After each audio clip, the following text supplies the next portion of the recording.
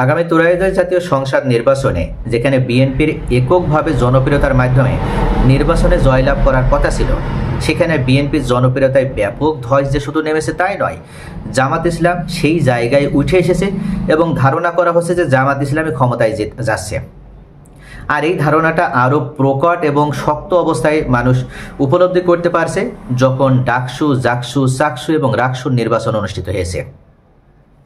এই নির্বাচনগুলোর ফলাফল যদি আমরা দেখি তাহলে খুব সহজেই আমরা দেখতে পাই যে জামাত ইসলাম তাদের সমর্থিত যে প্যানেল, সেই প্যানেল ভূমিধ্বস বিজয় লাভ করেছে এবং জামাতের এই বিজয় লাভের পরপরই দেশের জনগণ উপলব্ধি করতে পেরেছে যে বিএনপির সেই জনপ্রিয়তা আর নেই।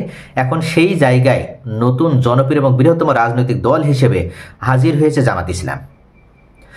এই নির্বাচনের পর কিন্তু বিএনপিও তারা উঠে পড়ে বসেছে এবং তারা নড়ে চড়ে বসেছে।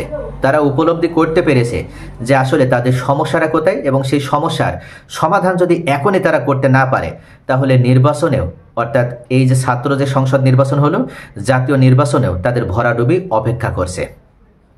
এবং কি কারণে তাদের এই জনপ্রিয়তায় ধস নেমেছে এটাও তারা ইতিমধ্যে ফাইন্ড আউট করার জন্য তারা তদন্ত কমিটিও গঠন করেছে। তদন্ত কমিটির মাধ্যমে ইতিমধ্যে তারা জানতে পেরেছে যে সবথেকে তাদের বড় যে সমস্যাটা হয়ে দাঁড়িয়েছে সেটা হচ্ছে তাদের চেয়ারপারসন অসুস্থ। এই মুহূর্তে যেখানে দলের হাল ধরার মাধ্যমে তৃণমূল নেতাকর্মীদের কাছে যে ব্যক্তির ইমেজটা সবথেকে বেশি গ্রহণযোগ্য, সেই চেয়ারপারসন বেগম খালেদা জিয়া উনি দীর্ঘদিন অসুস্থ অবস্থায় রয়েছেন এবং উনি এক প্রকার ইনঅ্যাক্টিভ অবস্থায় থাকার জন্যই দলের এই মুহূর্তে একটা কঠিন সিচুয়েশন তৈরি হয়েছে। ভারপ্রাপ্ত চেয়ারম্যান তিনিও বিদেশে অবস্থান করছেন, জনাব তারেক রহমান। অর্থাৎ এই চেয়ারপারসন এবং ভারপ্রাপ্ত চেয়ারপারসন এই দুজনের অনুপস্থিতির কারণেই কিন্তু বিএনপি সঠিক নেতৃত্বের অভাবে আজকে তাদের এই অবস্থা তৈরি হয়েছে। আরেকটা কারণ হিসেবে উল্লেখ করা হয়েছে যে 5ই আগস্টের পর যখন নতুন বাংলাদেশে নতুন আশা আকাঙ্ক্ষা নিয়ে দেশের সাধারণ জনগণ বিএনপির দিকে তাকিয়েছিল, তখন বিএনপির কিছু দুর্নীতিবাজ, চাঁদাবাজ এবং সন্ত্রাসী নেতাকর্মীদের কাছে এই জনগণ তাদের আশা আকাঙ্ক্ষাটা একেবারে হারিয়ে ফেলেছে। বিএনপি যেখানে আওয়ামী লীগের থেকে শিক্ষা নিয়ে বিএনপির নেতাকর্মীদেরকে অবশ্যই তার ব্যতিক্রমী ভূমিকা পালন করার কথা ছিল, সেখানে বিএনপির নেতাকর্মীরা সবাই না, এই কিছু চাঁদাবাজ সন্ত্রাসী নেতাকর্মীরা তারা আওয়ামী লীগের জায়গা পুনরুদ্ধার করে তারা পুনরায় আবার এই সাধারণ জনগণের উপরে সেম একই কাজ তারা শুরু করেছে। এটার কারণে কিন্তু জনগণ মুখ ফিরিয়ে নিয়েছে। তারা উপলব্ধি করতে পেরেছে যে আমরা সকলে রাজপথে নেমে যেটার জন্য আমরা ফ্যাসিস্ট হটালাম, স্বৈরতন্ত্র হটালাম, আবার সেম একই কাজ যদি বিএনপির মাধ্যমে হয় তাহলে আমরা আবার বিএনপির পক্ষে কেন থাকব। এটাকেই কিন্তু ভিত্তি হিসেবে রাজনৈতিক বিশ্লেষকগণ উল্লেখ করছে যে বিএনপির নিজ দলের এই ধরনের চাঁদাবাজ বা সন্ত্রাসীদেরকে লাগামহীনভাবে ছেড়ে দেওয়ার কারণে বা তাদেরকে নিয়ন্ত্রণ করতে ব্যর্থ হওয়ার কারণে আজকে বিএনপির এই অবস্থা এবং বিএনপির এই জনপ্রিয়তায় ধস নেমে এসেছে।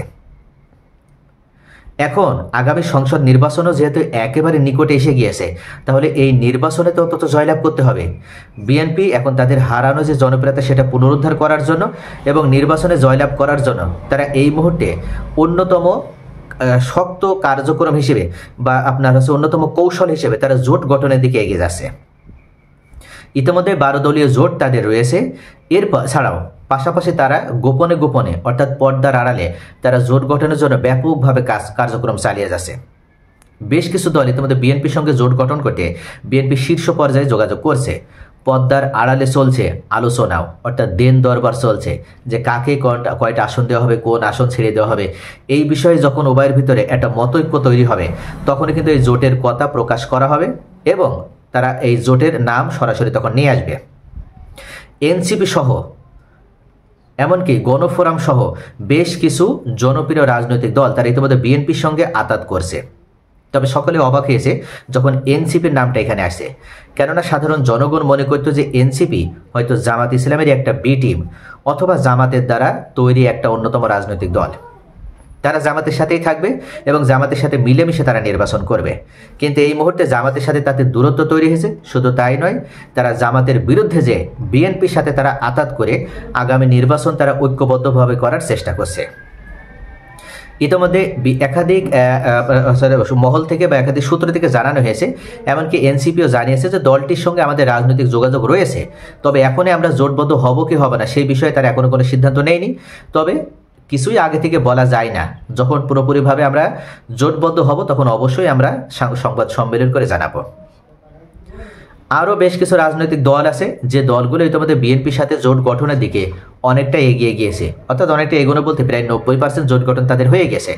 যেমন জমিয়তে উলামা ইসলাম, বাংলাদেশ খেলাফত মজলিস, এছাড়া আরও অন্যান্য ইসলামপন্থী যে দলগুলো রয়েছে, এছাড়া গণতন্ত্র মঞ্চ, জেএসডি, নাগরিক ঐক্য, বিপ্লবী ওয়ার্কার্স পার্টি, গণসংহতি আন্দোলন, ভাসানী জনশক্তি পার্টি, রাষ্ট্র সংস্কার আন্দোলন, লিবারেল ডেমোক্রেটিক পার্টি, 12 দলীয় জোট, বাংলাদেশ জাতীয় পার্টি, বিজেপি, জাতীয়তাবাদী গণতান্ত্রিক আন্দোলন, 11 দলীয় জাতীয়তাবাদী সমমনা দল জোট, 4 দলীয় গণতান্ত্রিক বাম ঐক্য, গণফোরাম, বাংলাদেশ পিপলস পার্টি ও লেবার পার্টি বিএনপির বৃহৎ জোটে থাকছে।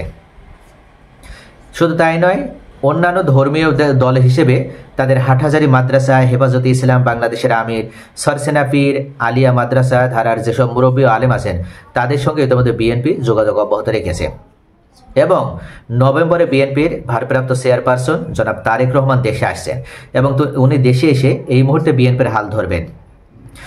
বিএনপির একাধিক সংশ্লিষ্ট সূত্র থেকে জানানো হয়েছে যে বিএনপির ভিতরে এই মুহূর্তে 2টা গ্রুপ তৈরি হয়েছে। একটা গ্রুপ তারা ভারতপন্থী রাজনীতি করছে, তারা সকল ক্ষেত্রে ভারতের চাওয়া পাওয়াকে প্রাধান্য দিয়ে রাজনীতি করতে চাচ্ছে। তারা মনে করে যে ভারতের বিরুদ্ধে যে রাজনীতি করলে সেটা আমাদের জন্য কল্যাণকর হবে না বা সুখকর হবে না। আরেকটা পক্ষ তারা মনে করছে 5ই আগস্টে যে গণ আন্দোলনটা হয়েছিল, জুলাই যে গণ বিপ্লবটা হয়েছিল, সেটা তো ভারত বিরোধিতার কারণে এই বিপ্লবটি হয়েছে।